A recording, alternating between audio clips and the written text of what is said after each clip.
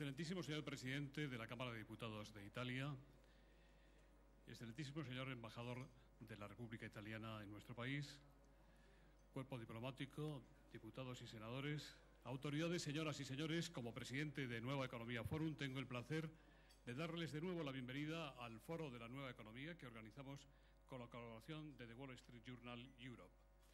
Hoy tenemos el especialísimo honor de recibir al presidente de la Cámara de Diputados de la República de Italia, señor Fini, y voy a solicitarle, además del silencio a todos ustedes, por favor, estamos ya comenzando el acto, que introduzca esta sesión don Pasquale Terracciano. La tribuna es suya.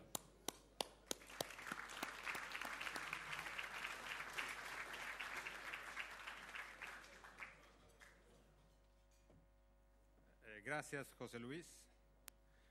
Bueno, Gianfranco Fini es una figura política internacionalmente conocida que no necesita de una larga presentación. Por lo tanto, me limitaré a recordarles los aspectos más relevantes de su biografía. Gianfranco Fini ha nacido en Bolonia, es licenciado en Psicología y de profesión periodista. Ha ocupado su primer cargo político en 1978 como secretario nacional del Frente de la Juventud. Es diputado desde 1983 y ha sido elegido también como eurodiputado durante 2 legislaturas, 89 y 94. En 1994, tras aliarse con Silvio Berlusconi, gana las elecciones nacionales. En 1995 funda el Partido de Alianza Nacional, de que es elegido presidente. Después de volver a ganar las elecciones de 2001, es vicepresidente del gobierno, cargo al que entre 2004 y 2006 suma el de ministro de Asuntos Exteriores. Durante los años 2002 y 2003 también es representante de Italia en la Convención Europea. Y por fin, el 30 de abril de 2008 es elegido presidente del Congreso de los Diputados de la República Italiana. Yo he tenido el honor de colaborar con Gianfranco Fini durante su etapa como ministro de Asuntos Exteriores, pudiendo conocerle de cerca y pudiendo apreciar su gran honestidad intelectual, su fuerza moral y su arraigado sentido del Estado. Creo que Gianfranco Fini es hoy en día una de las figuras más interesantes del Partido Popular Europeo, que puede presumir de haber aportado una contribución fundamental a la creación de un centro derecha moderno en Italia. Presidente, a ti la tribuna.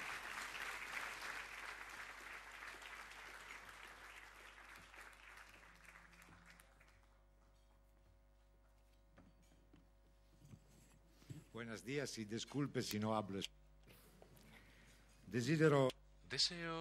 Buenos días a todos y disculpen si no voy a hablar en español, pero quiero dar las gracias en primer lugar a José Luis Rodríguez por la invitación que se me ha dirigido para participar en este importante seminario en un foro tan prestigioso. Gracias al señor embajador italiano, señor Terracciano, por las palabras con las que tan amablemente me ha querido presentar a todos ustedes.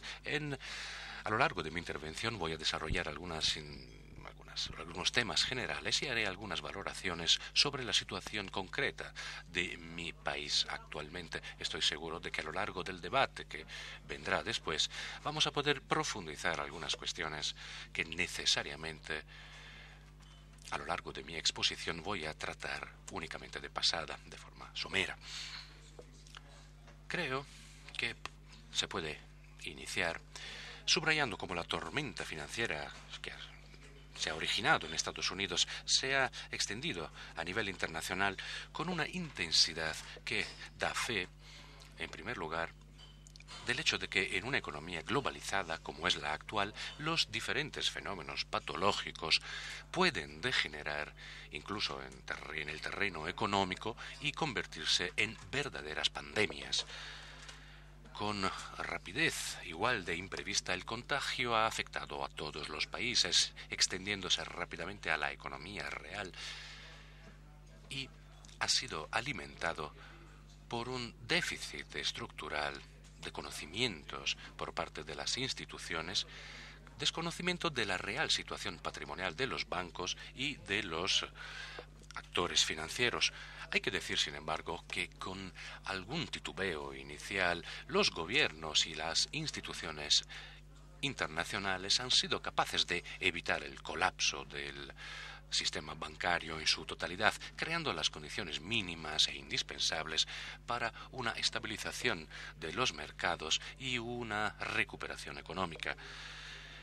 En concreto, quiero recordar que fue justamente la Unión Europea la que se hizo cargo, la que en el Consejo del 18 de junio se hizo cargo de una nueva configuración de los poderes de vigilancia que prevé, además de una más estrecha coordinación entre autoridades nacionales, también prevé un organismo internacional específico. Al mismo tiempo, también la Unión Europea ha sido quien ha promovido, en el marco del último G20 de Londres, de iniciativas para la potenciación de las instituciones para una gobernanza de la economía global a partir del Fondo Monetario Internacional. Se ha dicho que las crisis pueden constituir una oportunidad para quien sepa leer el futuro y saber qué va a venir a continuación, conocer los retos que nos aguardan. Desde este punto de vista, una primera ventaja es que la crisis nos ha obligado a todos a analizar la situación para volver a poner en tela de juicio algunas claves de lectura que se habían consolidado y que se daban por asumidas. Se ha visto pues que no existen recetas milagrosas y que hay que evitar soluciones apresuradas y valoraciones someras. En este sentido, y esta, si me apuran, es la primera provocación cultural que quiero lanzar, en este sentido hay que rechazar la tesis simplista según la cual la actual situación confirmaría la presunta regla del capitalismo moderno, por la cual también en las fases de crecimiento se podrían encontrar síntomas latentes de crisis destinadas a estallar. Estaríamos en presencia de defectos estructurales de las propias economías de mercado. Bueno, pues esta tesis, cuando no esté basada en prejuicios ideológicos, se mantiene de forma instrumental para afirmar sobre todo la necesidad de masivas, fuertes, pesadas intervenciones públicas en la actividad económica, tanto con un aumento del gasto público del Estado como a través de una presencia más importante del accionista público dentro de las sociedades. No se puede negar que la historia del capitalismo se caracteriza por una alternancia de ciclos coyunturales y por un periódico plantearse y presentarse de las crisis. Es igual de cierto, sin embargo, que las crisis, incluso cuando han marcado un paso atrás temporal, por lo que se refiere a las evoluciones macroeconómicas, no han perjudicado la tendencia generalizada al crecimiento. La crisis actual se debe básicamente a la diferencia entre el desarrollo impetuoso de las finanzas y la fragilidad de su reglamentación. Esta brecha es lo que la ha determinado. Una puesta en marcha una aplicación, mejor dicho, de las reglas existentes habría permitido evitar los episodios más graves de esta crisis. La ausencia de comprobaciones puntuales acerca de la solidez patrimonial de los operadores financieros ante volúmenes cada vez mayores de actividades de intermediación ha generado la ilusión de que se pudiera crear riqueza a través de operaciones especulativas o a través de ingeniería financiera, sin ninguna relación con lo que es la economía real. Esta brecha, esta diversidad entre el crecimiento de los tipos de crecimiento de los mercados financieros y la economía real ha llevado a graves consecuencias en el reparto de la renta. Ante repentinos y rápidos enriquecimientos artificialmente creados por los mercados financieros, se ha registrado un estancamiento de la renta de las empresas y de los trabajadores. Esta degeneración no puede imputarse al mercado ni a la competencia, sino a los factores que han distorsionado las condiciones esenciales para un correcto funcionamiento del libre mercado. Si no pensamos así, confundimos causas y efectos y corremos el riesgo de agravar la situación. Tener bien claro cómo están las cosas resulta hoy tanto más importante a la luz de los cambios que la crisis ya ha puesto en marcha dentro de las relaciones entre el Estado Nacional y el mercado. La fase de emergencia ha producido, de hecho, una significativa inversión de tendencia, aumentando la presencia pública en la economía por doquier como respuesta inmediata a las exigencias de estabilidad de los sistemas bancarios. Sin embargo, no debemos caer en el error de sacar de aquí la conclusión de que el aumento del gasto público es un remedio para garantizar al mismo tiempo la estabilidad y el crecimiento desde el punto de vista macroeconómico. Antes, al contrario, es preciso absolutamente seguir con las políticas de saneamiento financiero. El exceso de endeudamiento público no compensa las carencias del mercado, sino que acabaría por acentuar sus efectos de distorsión. Básicamente, la responsabilidad de la crisis no se pueden atribuir enteramente a las dinámicas del mercado. Es la política la que renunció a desempeñar ese papel de vigilancia, de compaginar los intereses y la búsqueda de soluciones sostenibles, que es lo que tiene que hacer y que son una tarea que no se puede demandar o delegar en la autorregulación del mercado. Economía del mercado. La economía de mercado sigue manifestando su capacidad a la hora de crear las condiciones para un verdadero progreso. Esta fuerza creadora no se ha perdido ni desaparecerá tampoco a raíz de la crisis. Hoy, si acaso, el problema está en definir un marco de reglas aplicables efectivamente para evitar que solo algunos se beneficien de las ventajas del libre mercado y que los abusos de algunos, de pocos, se traduzcan en un perjuicio para muchos. Es en este sentido, desde esta perspectiva que a mí me parece la correcta, que debemos enmarcar la relación entre Estado y economía privada y más en general entre entre esfera pública y mercado. Para que las reglas funcionen de verdad, en primer lugar, es indispensable que se apliquen sin excepciones y que tengan un valor generalizado. Entre las reglas se le debe dar valor prioritario a la composición de los diferentes intereses y a la protección de los más débiles. Desde este punto de vista, debemos inspirarnos en ese modelo de economía social de mercado que es la arquitrabe, el pilar de la evolución de los sistemas democráticos.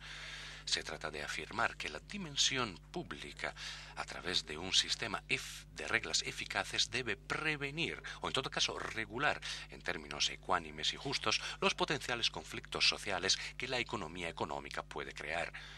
La economía social de mercado representa también una de las modalidades más concretas de traducción de ese principio de subsidiariedad, que no es otra cosa sino un mayor equilibrio entre la esfera pública, el mercado y el tercer sector. El segundo requisito para un sistema eficaz de reglas es que sea lo más posible compartido a nivel internacional. A menudo los movimientos de capital a escala internacional prescinden de la rentabilidad de la inversión productiva y se orientan por la comparación de ventajas garantizados por sistemas de impuestos nacionales más ventajosos o porque aquí o allí hay un sistema de control más blando. Ningún Estado hoy puede hacer frente por sí solo fenómenos globales como es la economía financiera y con sus flujos. Sin embargo, la tentación de hacer la guerra por sí solos es una tentación aún muy fuerte y la demostración la vemos en la tendencia por parte de algunos países a introducir normas más o menos proteccionistas y a utilizar ayudas estatales saliéndose de las reglas definidas a escala europea, pero de esta manera se alimenta una competencia desleal que no da ninguna contribución positiva a la solidaridad ni a la estabilidad de los sistemas productivos nacionales. No podemos negar que la crisis ha asumido características parcialmente distintas en cada país.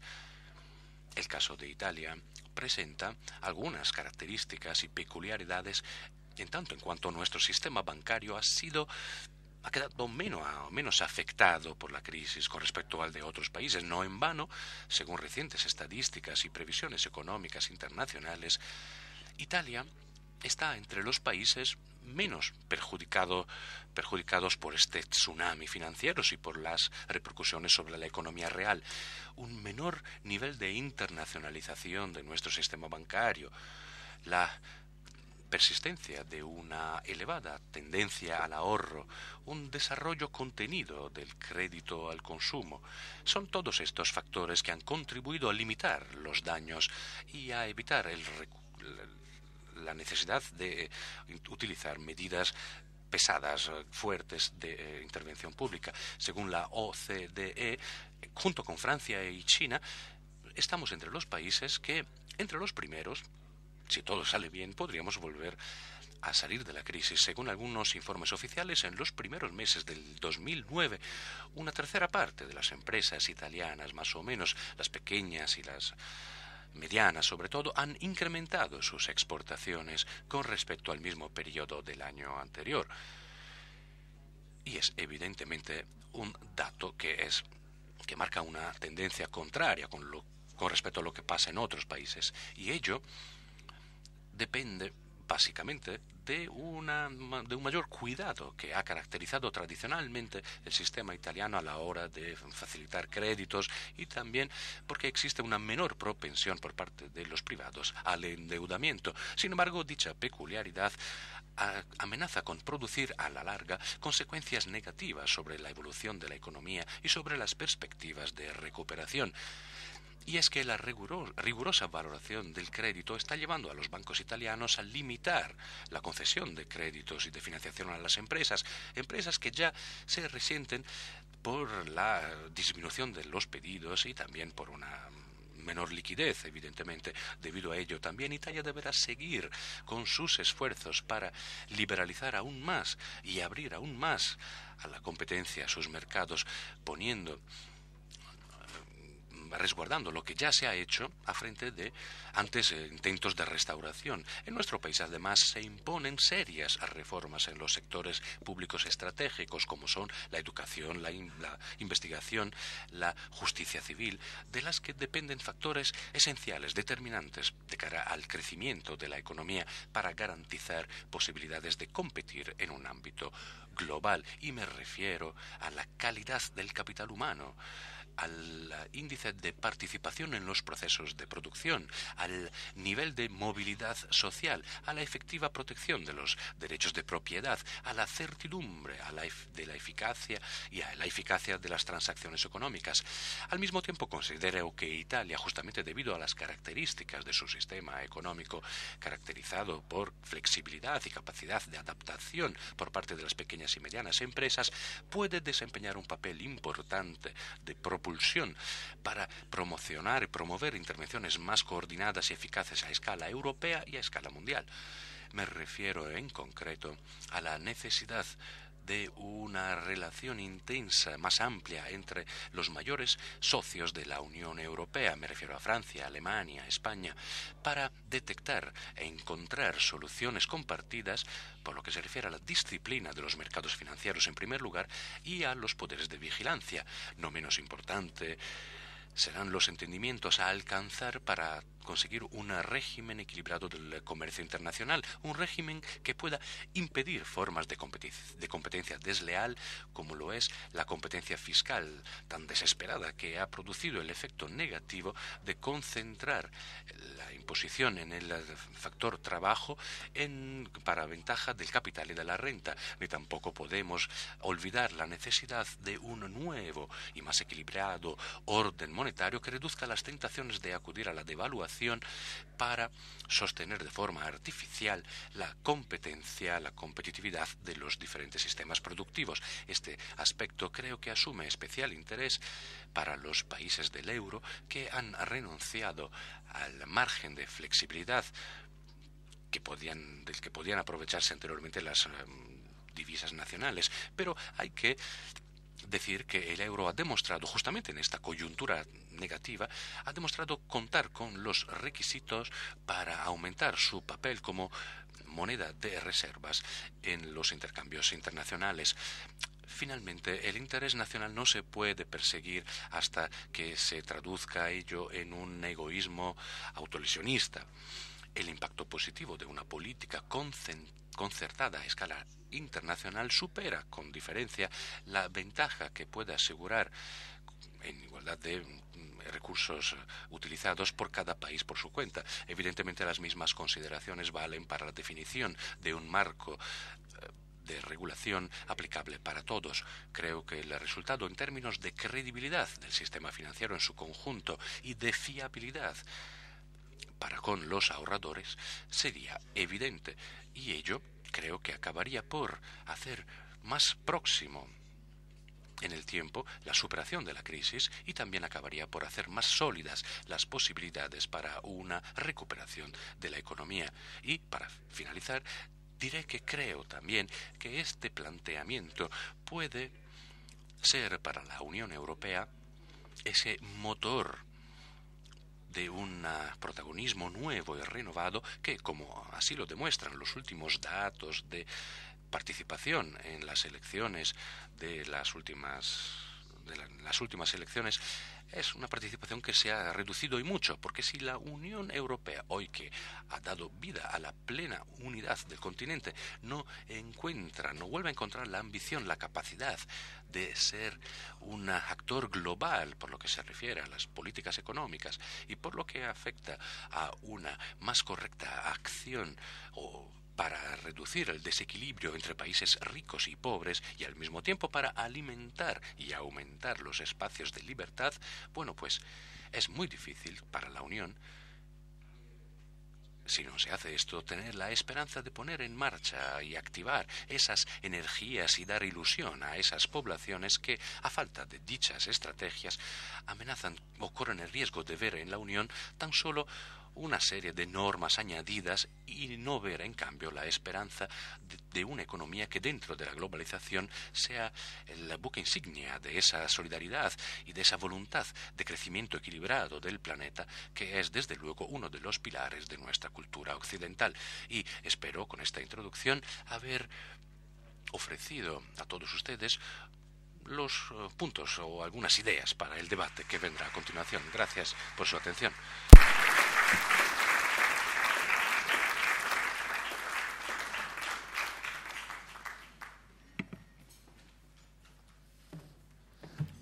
Presidente Fini, es una suerte periodista porque va a entender mi papel perfectamente. Voy a intentar hacerlo lo mejor posible. Han venido muchas preguntas y no quiero adelantarle cuál es el tema de la tarde.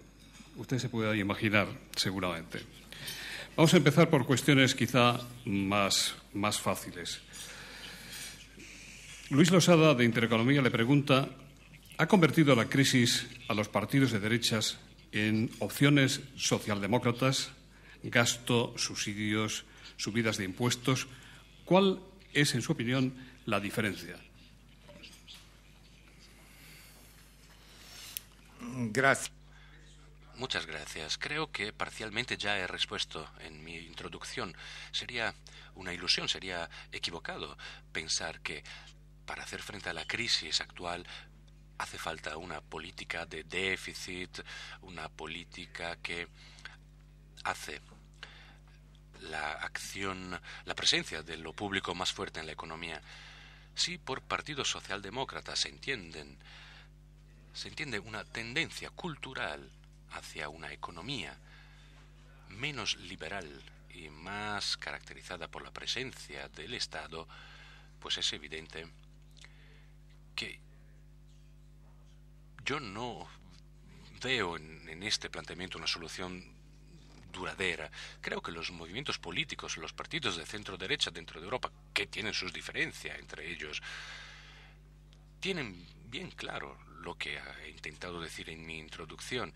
Es decir, estamos viviendo una crisis cíclica, en cierto sentido, pero la crisis no la ha causado la ausencia la distracción, el despiste del Estado a la hora de gestionar la economía, o no se debe a su no presencia en la economía. La crisis la ha generado la escasa conciencia por parte de las instituciones políticas acerca de la necesidad de que se respetaran algunas normas mínimas indispensables y poca conciencia de la necesidad de reglas lo más globales y más compartidas posibles. Por lo que se refiere a mi pensamiento, por lo menos yo rechazo la hipótesis de movimientos políticos que todos hoy van hacia formas, entre comillas, neoestatalistas o de mayor presencia, en todo caso, del Estado en la economía, porque ello, desde luego, no se corresponde con la voluntad, por lo menos en Italia, del popolo de las libertades de nuestro partido, ni tampoco de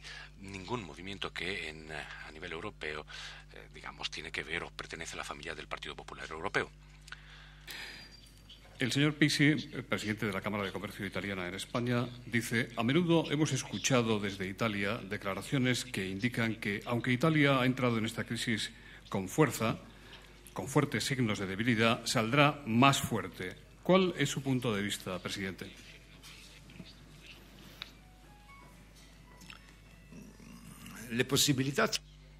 Las posibilidades para ello existen para Italia de salir aún más reforzada de la crisis. Porque, como decía, la crisis es una crisis que no ha afectado especialmente lo que es el mundo financiero italiano debido a la naturaleza de nuestro sistema bancario. Es una crisis que ha repercutido sobre los aspectos sociales y económicos. Está claro que las posibilidades para que Italia salga bien de la crisis están o dependen no solo de la corrección o de algunas intervenciones coyunturales. Es lo que está haciendo el gobierno, de lo que se está hablando en el Parlamento, acciones, medidas, todas ellas que en todos los países europeos se han adoptado en mayor o menor medida dependiendo de la fuerza de la crisis. Yo creo que en mi país la posibilidad de una recuperación duradera dependa de algunas reformas de tipo estructural. Sería de ilusos pensar que salimos más fuertes de la crisis con una mayor intervención, con mayores medidas fuertes coyunturales. Tenemos un déficit que tiene que ver con algunas grandes cuestiones. Me refiero a la dependencia energética, me refiero a un déficit de infraestructuras, me refiero, como decía antes, en un problema relacionado con la calidad del trabajo, con la calidad de la investigación, de la preparación, del nivel de nuestros estudios universitarios. Tenemos la necesidad, hace mucho que lo digo, de un sistema institucional más sintonizado con las exigencias actuales, más capaz de abordar el futuro inmediato. Si la clase política italiana en su conjunto, a la hora de vérselas con la clase dirigente en sentido más amplio, tendrá la conciencia de lo importante de estas medidas, evidentemente saldremos con más fuerza. De lo contrario, serán medidas que tampones, ¿no?, que taponarán la situación, que harán posible superar la crisis a corto plazo, pero con el riesgo de que en el medio periodo se vuelvan a presentar los problemas y que hayan que tomarse otras medidas, que se vuelvan a presentar los motivos que hacen que Italia no sea competitiva actualmente en determinados niveles. Voy a poner un ejemplo más explícito, más claro. Uno de los aspectos que hacen más difícil atraer la inversión en Italia o hacia Italia es el que se refiere a la confusión que existe en algunos casos entre las diferentes normas que tenemos a nivel regional, central, y los tiempos a través de los cuales, si la norma da origen a un contencioso administrativo, los tiempos después de los cuales se consigue una respuesta por parte de la justicia. En una economía cada vez más global, es evidente que uno de los elementos que pueden marcar la diferencia para un inversor es justamente la certidumbre, la seguridad, no solo de las normas, sino también de los tiempos que se va a tener que esperar para haber reconocido un derecho, un bien inmaterial, pero que vuelve a plantear el protagonismo de la política. Son estas decisiones que les corresponden a los políticos, que no al mercado. a la clase política les corresponden. Desde Intereconomía dicen: mañana se celebra la primera junta de accionistas de Endesa tras la toma de control por Enel. ¿Le parece justificado un recorte sustancial de la plantilla de Endesa tras haber garantizado el mantenimiento de los puestos de trabajo? Miguel Ángel Gallardo dice: en Italia no hay centrales nucleares, pero Enel ya es propietaria de las centrales nucleares de Endesa. ¿No es un anacronismo político gestionar energía nuclear transnacional sin tenerla? ¿Habrá centrales nucleares en Italia como las de Enel en España?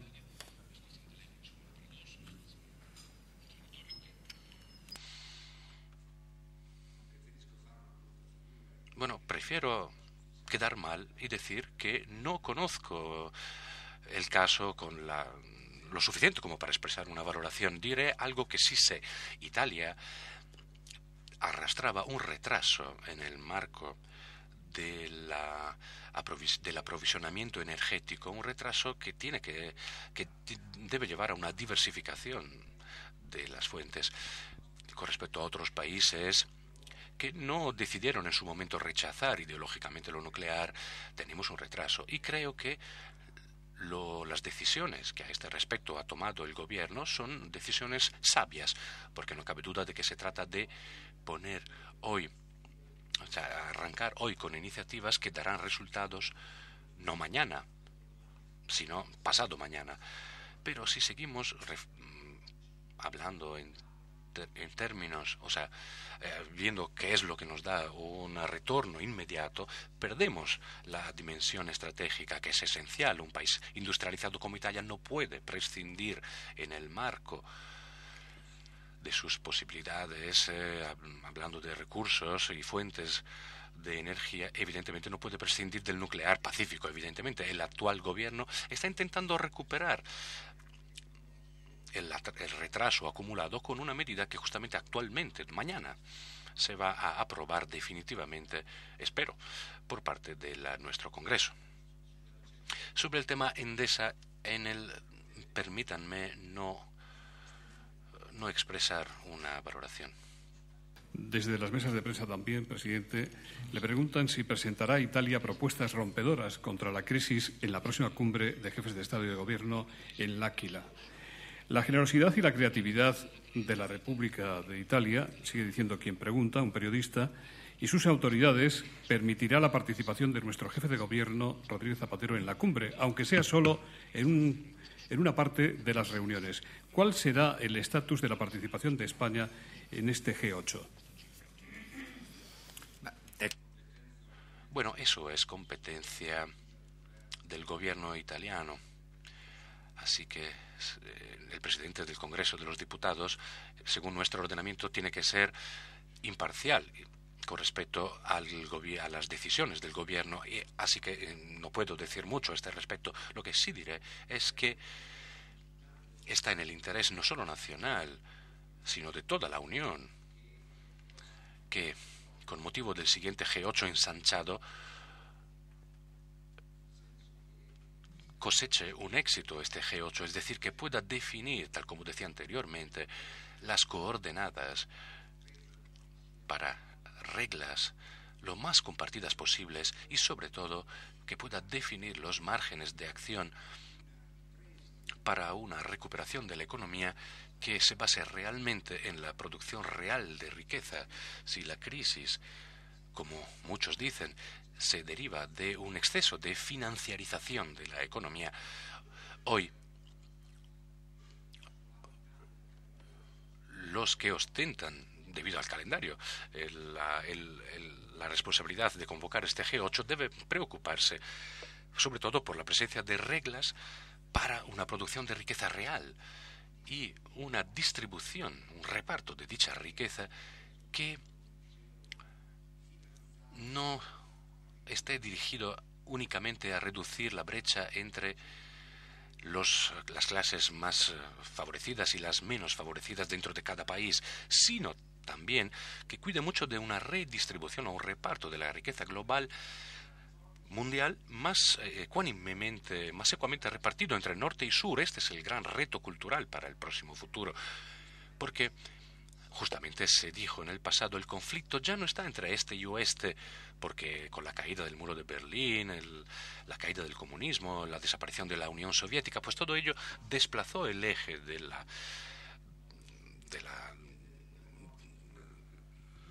ya no se habla de este y oeste, sino de norte y sur. Entendiendo por norte la parte del globo que produce las 4/5 partes de la riqueza, y por sur los otros, los que viven en situaciones más desventajadas, evidentemente. Sí, una nueva gobernanza de la economía, y su fin es el de producir más economía, más riqueza, pues la política debe plantearse el problema de redistribuir, repartir dicha riqueza, de forma que el desequilibrio entre norte y sur se reduzca y no se amplíe aún más. Es un enfoque mucho más hondo, más profundo con respecto al tradicional de la cooperación para el desarrollo, tal como tuve ocasión de decir esta mañana, con motivo de la inauguración de los cursos del campus de las FAES. Gracias, por cierto, al señor Aznar por invitarme. Este enfoque, esta conciencia, es realmente la única medicina, el único antídoto posible ante ese fenómeno típico de los tiempos actuales, que se suelen denominar como emigraciones masivas. Todas las cuestiones relacionadas con la inmigración no se pueden resolver con políticas nacionales, sean cuales fueran, porque se trata de inmigraciones bíblicas que suponen la necesidad de una acción dirigida a hacer que para esos pueblos sea posible permanecer donde han nacido y no tengan la necesidad de emigrar. Y ello será posible tan solo si la gobernanza mundial, que produce más riqueza mundial, consigue de alguna forma repartir, distribuir esta riqueza, no solo entre ricos y pobres dentro de nuestros estados, sino entre ricos y pobres a nivel global. Este es el gran reto para los próximos años, para el G8. Es un reto, un desafío cultural para el futuro inmediato. También será el gran desafío para España cuando sea presidente de la Unión a partir del 1 de enero del 2010. No es una prerrogativa, no puede serlo, de un único Estado, ni siquiera para Estados Unidos, y creo que los amigos norteamericanos lo han entendido muy bien. Yo deseo que también los europeos lo entendamos. El presidente de SACIR, don Luis del Rivero, le pregunta cómo valora el aprovechamiento de la crisis por parte de Fiat con su toma de posición en Chrysler. ¿Creen necesarias agencias de rating europeas?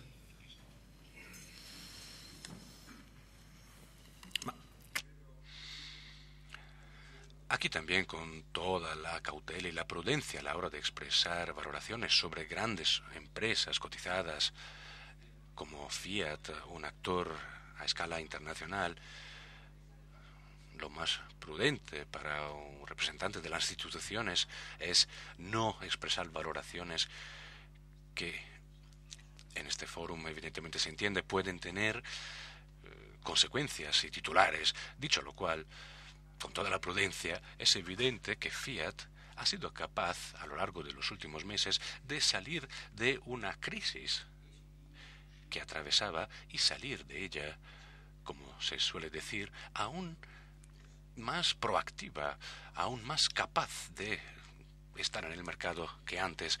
Evidentemente es mérito de la dirección actual y también la demostración de que incluso grandes empresas, Fiat es una de las pocas grandes empresas italianas, si tiene clara cuál es la estrategia para la competitividad y para la competencia con los demás actores, puede salir fortalecida.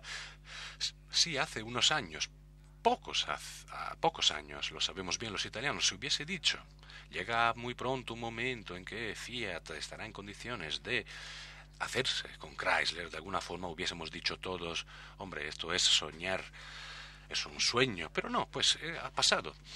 Ha ocurrido de verdad, lo que demuestra que la dimensión únicamente nacional no hace posible dentro de una economía global la supervivencia digna.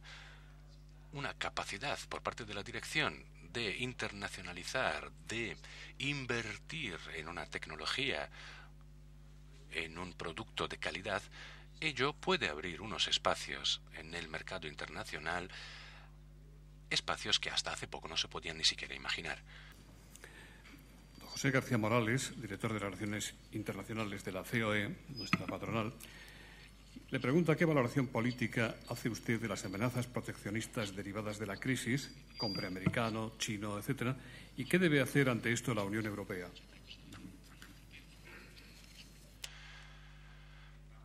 Bueno, parcialmente ya he contestado antes. Evidentemente me parecen medidas negativas. Puedo entender, pero no compartir la razón que subyace.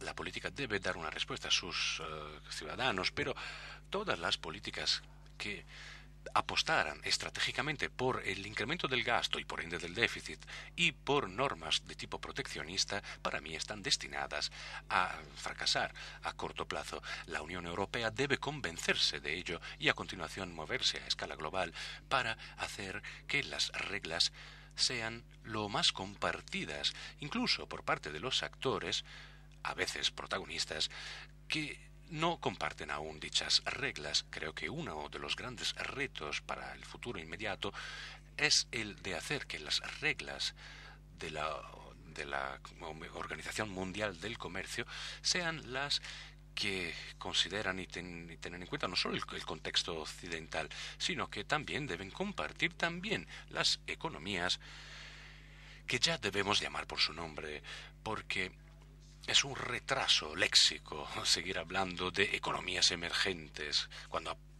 hablamos de China. Ya emergió la economía china, no está emergiendo, no está a punto de irrumpir en la lid internacional. Si pensamos que buena parte de la deuda estadounidense la detienen los fondos soberanos chinos, que esperamos para decir que es una economía ya emergida, que no emergente. Es una conciencia que debe animar a la Unión Europea y debe suponer una mayor unidad en la Unión de los 27 sobre estos temas. Pensar, en cambio, en crear nuevas medidas proteccionistas de tipo nacional supone cometer un error garrafal de perspectiva, quiere decir miopia. Y la miopia, ya lo sabemos, es un pecado imperdonable. Le preguntan, señor presidente, ¿qué lectura nos haría usted hoy en Madrid del fracaso del referéndum en Italia para derogar parte de la ley electoral italiana a no alcanzarse el quórum necesario? Usted era partidario del sí. Le preguntan si habrá una nueva convocatoria. No, creo que no, honradamente. No creo que se vuelva a convocar un referéndum sobre este tema. El referéndum fracasó. ¿Por qué? Bueno, pues hay diversas explicaciones. Desgraciadamente, y digo desgraciadamente porque yo estoy a favor de la democracia directa. La institución, el Instituto del Referéndum en Italia, hace mucho que no alcanza el quórum necesario de participación para que sea válido.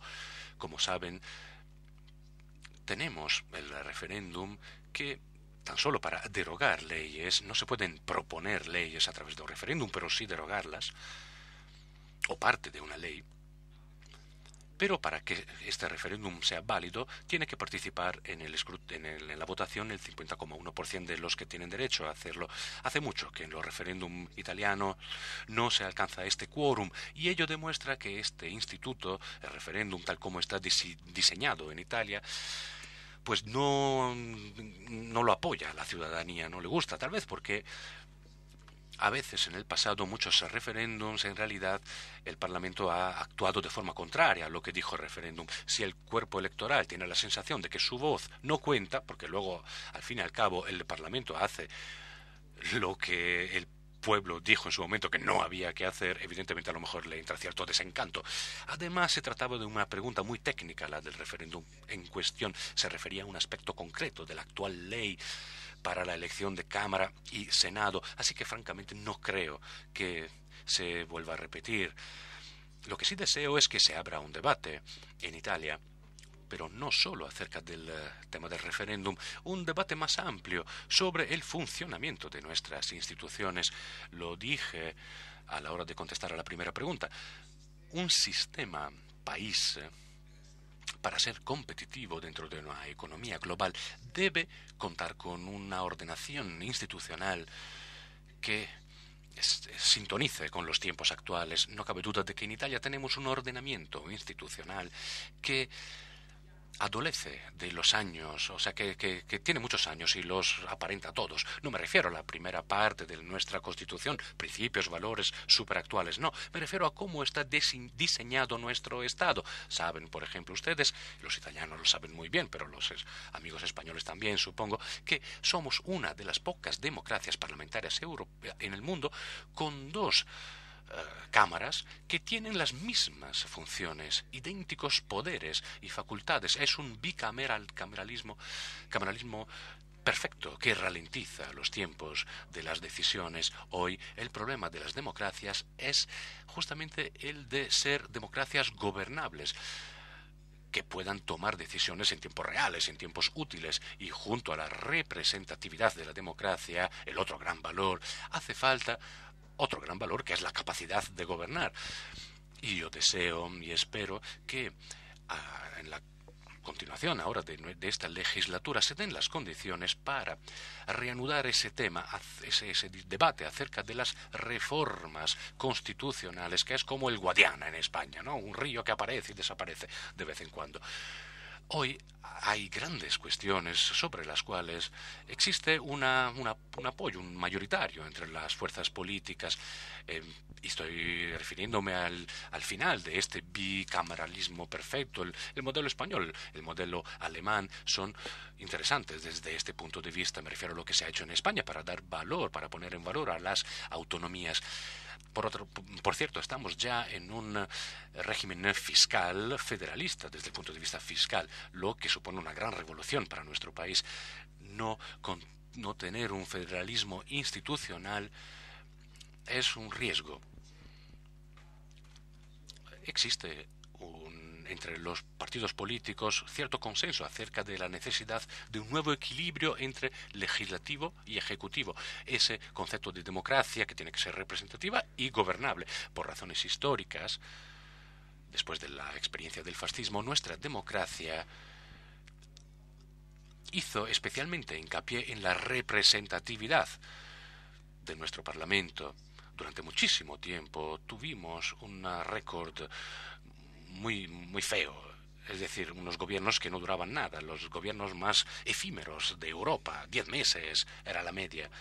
Luego se produjo un cambio determinado no por reformas institucionales, sino por las condiciones políticas y también por las leyes electorales. Y hoy creo que ha llegado la hora de rediseñar la segunda parte de la Constitución para definir bien las relaciones entre un nuevo Parlamento, que no sea igual que este, con estas dos cámaras igual de potentes, un Senado de las autonomías, de las regiones, llámenlo como quieras, una asamblea titular del Poder Legislativo, la Cámara de los Diputados, y un Ejecutivo que sea expresión de la voluntad directa del cuerpo electoral y además sea más estable y más capaz de gobernar.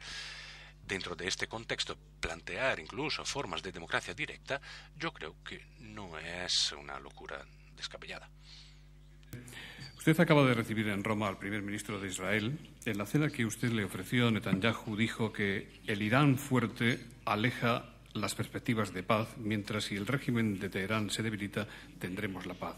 Le preguntan si usted está de acuerdo con el líder israelí en el sentido de que es necesario evitar que Irán obtenga y tenga armas nucleares. ¿Qué papel está jugando Italia para la solución del conflicto árabe-israelí?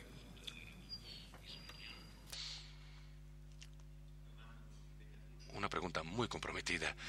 Antes de entrar rápidamente en lo que puede o no puede hacer Italia dentro del conflicto, diré enseguida que nadie puede tener la presunción de resolver ese problema por sí solo. Es un conflicto tan arraigado y tan complicado que hace indispensable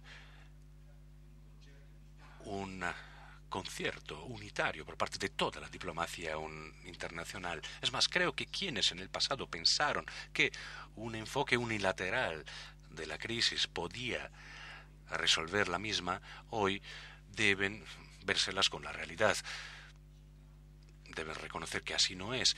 Yo creo que es correcto decir, no solo políticamente, que es el multilateralismo donde está la llave, no en acciones más o menos unilaterales. Si además estas acciones unilaterales las piensan países como Italia o España, cualquier otro país europeo, estaríamos ya en lo veleidoso,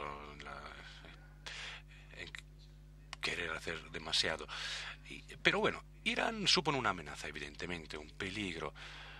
Y creo que hoy todo el mundo está descubriendo que no solo es una amenaza y un peligro para la comunidad internacional,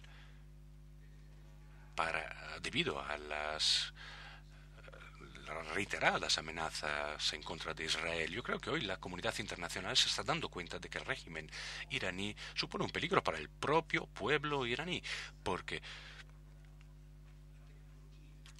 si no hubiese, ese milagro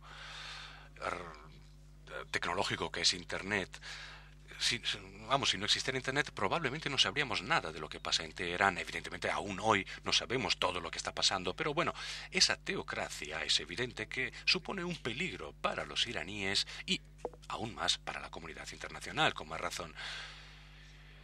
Sabemos todos, además, y no es necesario haber sido ministro de Asuntos Exteriores, para saber que Irán es una potencia en esa área.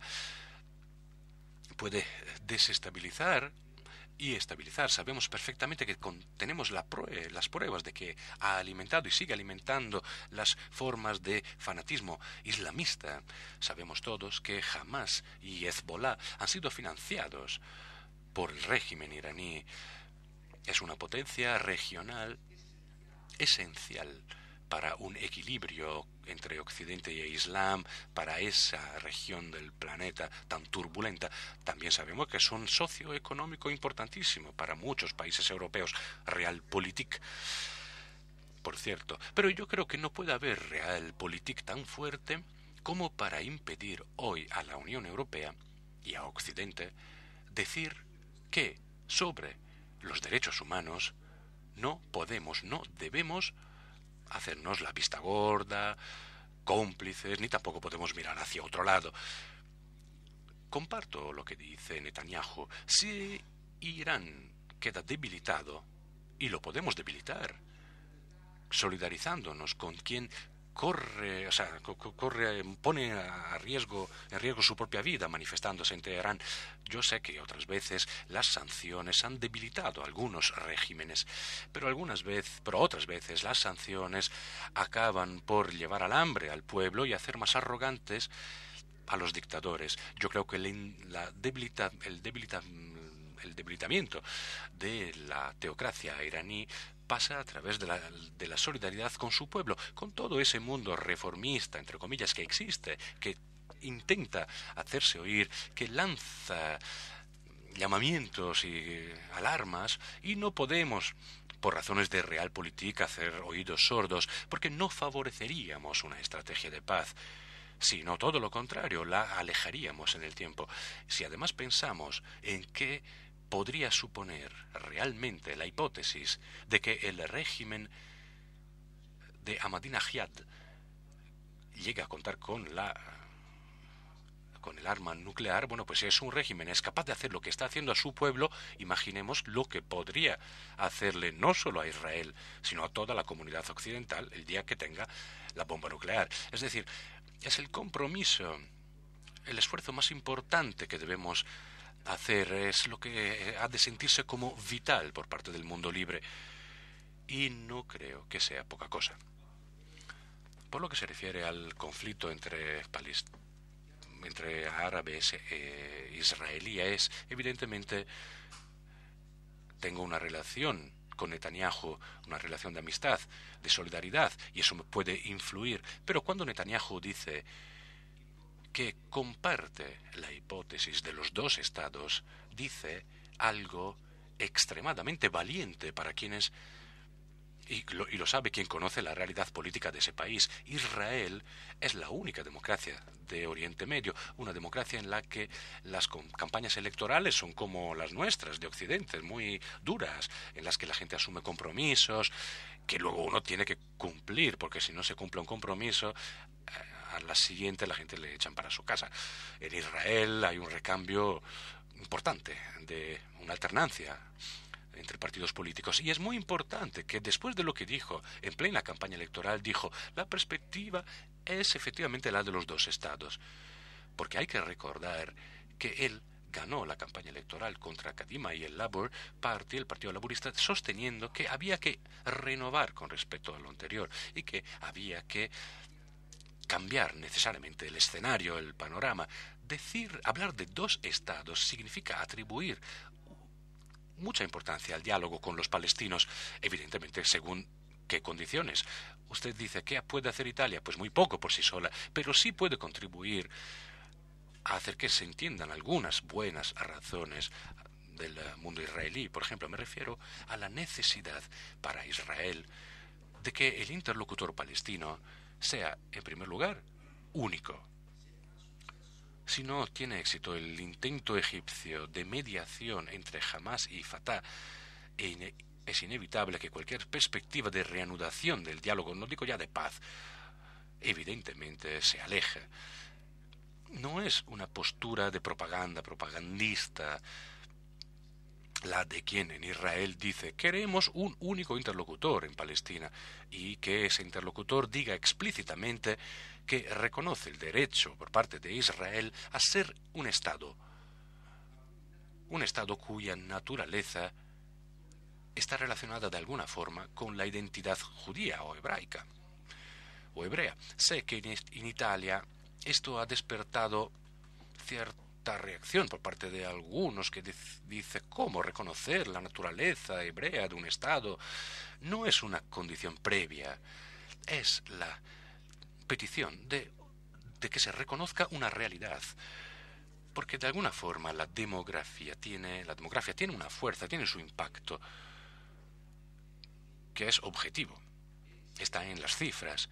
Y si por parte del interlocutor palestino no se reconoce la especificidad de ese Estado, se torna difícil tener garantías de que ese interlocutor sea realmente sincero cuando dice, vale, dos pueblos, dos Estados. Es tan solo un ejemplo que quiero poner, porque si queremos, y todos lo queremos, que existan dos pueblos con sus Estados en paz y que exista el reconocimiento del pueblo palestino y su derecho a tener un Estado, hay que entender las razones de Israel un poquito más. El tema de la seguridad se ha convertido en un problema en todas partes, en España, en Italia. Bueno, en España especialmente después de Atocha y después del 11 de septiembre, en todo caso, en todo el mundo. Evidentemente en Israel no es un problema más, es el problema. La cuestión que de alguna forma marca la diferencia. Y no contar con ello, no tenerlo en cuenta, quiere decir prescindir de uno de los elementos básicos, indispensables para reacercar a ambas partes, y sabemos lo difícil que es. Estamos en la recta final, presidente. En una entrevista concedida al diario español ABC, la presidenta del Nuevo Movimiento Social Italiano, María Antonietta Cannizzaro, le ha acusado a usted de querer destruir al Gobierno y de estar detrás de la investigación de la Fiscalía sobre la presunta relación con el fascismo de las patrullas ciudadanas promovidas por el MSI. ¿Le gustaría decir algo sobre este asunto?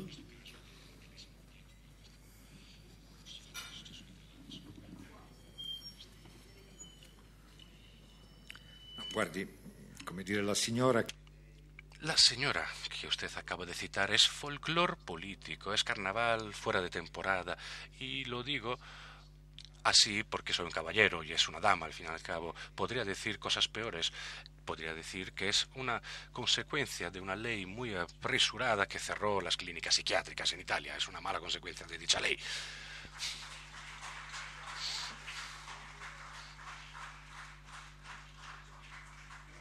Carlos Pérez Gil, de la agencia EFE, le pregunta ¿qué diferencias en materia de política exterior observa en comparación con la etapa de José María Aznar ¿Y qué opinión tiene de José Luis Rodríguez Zapatero como figura política? Estas preguntas más especiales se las guardaba yo para el final. Bueno.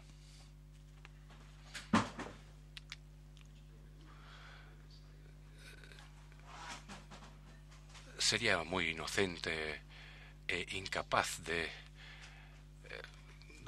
desempeñar mi papel si aquí expresara una opinión sobre el primer ministro actual español que ganó las elecciones y se merece el máximo del respeto y la consideración total por parte de todos los socios europeos occidentales. El que tiene responsabilidades institucionales como yo no puede, no debe valorar la política interna de otros países, sobre todo si se trata de países amigos como lo es España. Además, bueno, aparte de eso, todos y yo también hemos visto cómo han ido las últimas elecciones en España y podemos decir que en ese resultado pues, se puede leer cierto comienzo de respuesta a su pregunta, pero no tengo que contestar yo. Lo harán los españoles cuando vuelvan a las urnas para renovar el Parlamento Nacional. Porque, además, y hay que decirlo, las elecciones del Parlamento Europeo en España y en Italia se caracterizan por el hecho de tener repercusiones sobre la política nacional. He leído que también aquí han sido muy pocos los temas realmente europeos de los que se ha hablado en campaña electoral. Temas, no sé, Lisboa, Bruselas, el del tratado, la polémica, siempre giraba en torno a temas nacionales, y en Italia igual, pero cuidado a la hora de considerar el voto para el Parlamento Europeo como un reflejo de lo que sería, o una confirmación de lo que sería, dependiendo del momento, de lo que pasaría en una elección general aquí, porque las dinámicas son diferentes y el número de la gente que ejerce, que participa en las elecciones, varía también mucho. En España, la participación el 7 de junio fue muy baja, mucho más baja que la que se registró en las últimas políticas, en las últimas generales, un porcentaje inferior al italiano también. Deberíamos preguntarnos por qué el Parlamento Europeo no anima a la gente, no hace que la gente vaya a votar. No debemos dar por descontado que lo que se votó el 7 de junio se repetiría si se votara mañana sobre, yo qué sé, sobre unas elecciones generales. Pues ya vamos a finalizar. Sería muy atrevido. Pregunta sobre el último tema. Desde la agencia EFE, La Voz de Galicia, la agencia Servimedia, la cadena SER, Radio Nacional de España, ABC y también la Asociación de Alumnos de la Universidad Bocconi de Milán en España. Le preguntan, ¿la polémica que envuelve a Berlusconi estos meses ha perjudicado la imagen de Italia? ¿Ha producido una desafección del electorado hacia los políticos italianos? Y también le preguntan, dicen que usted ha dicho que no es el delfín de Berlusconi, pero no faltan quienes apostarían por usted en un escenario tal, muchos tampoco lo ven probable, en el que don Silvio se viera obligado a dimitir o a una convocatoria anticipada de las elecciones en Italia.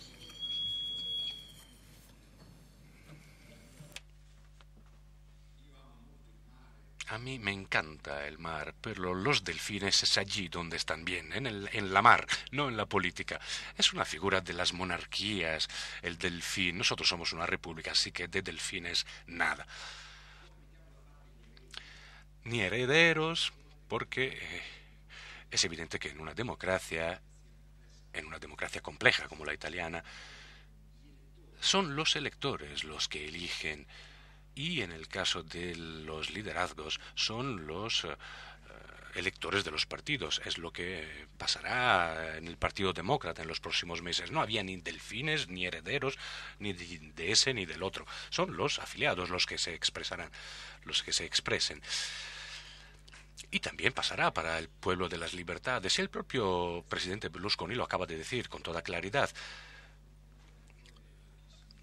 pero puesto que dijo algo muy razonable, nadie lo repitió, nadie le hizo caso. Existe esta rara costumbre, cuando se dicen cosas originales, de inmediato hay una gran respuesta y mucho eco en los periódicos. Cuando se dice algo razonable, nadie le hace caso. Así que no compliquemos las cosas desde este punto de vista, son muy sencillas, porque reivindico, además, para mi antiguo partido, el mérito de haber tenido la idea estratégica de dar lugar a un único gran partido, el Popolo della Libertà. Después del Congreso del mes de marzo de este año, este nuevo partido, Pueblo de las Libertades, tal como confirma el voto del 7 de junio, es con diferencia el primer partido italiano hoy. Así que no hay cuestiones acerca de este aspecto. Será el partido cuando lo decida, y en su caso. También diré que para la estabilidad italiana no creo que haya riesgos, peligros a la vista. Es decir, la actual coalición que gobierna en Italia, la alianza estratégica entre Liga Norte y Pueblo de las Libertades, también con motivo de las últimas europeas, con todas las cautelas a las que me refería, no necesariamente el voto europeo refleja lo que sería un voto en unas generales actuales. Que quede claro esto, pero bueno, dicho esto, hay que subrayar, eso sí, que la coalición que hace un año gobierna en Italia ha salido reforzada de esa nueva consulta. No es normal en Europa, no se da en todas partes, ni mucho menos. Si nos fijamos en los resultados políticos de los partidos que gobiernan, bueno, pues normalmente han salido algo perjudicadas de esta última consulta europea los partidos de gobierno, y no se puede decir lo mismo de la coalición italiana, se puede decir lo contrario. Luego podemos hablar de la relación entre PDL y Liga Norte, pero son cuestiones internas, domésticas, que no creo tengan mucho interés para este auditorio. Así que pensar en una crisis de gobierno en Italia para el futuro inmediato, para mí, significa confundir las esperanzas de algunos con la realidad. El gobierno seguirá gobernando, además, porque en el Parlamento cuenta con una sólida mayoría, contrariamente a lo que le pasaba al centro izquierdas en la anterior legislatura. Una de las grandes diferencias entre esta y la anterior legislatura es que la mayoría anterior dependía de un voto y era muy inestable. Esta mayoría, en cambio, que no ha salido perjudicada, insisto, de las elecciones europeas, tiene su sólida mayoría y seguirá gobernando. Está claro que la capacidad por parte del gobierno de aumentar sus apoyos a escala nacional y de aumentar la credibilidad del país a escala internacional dependerá exclusivamente de lo que el gobierno haga o deje de hacer.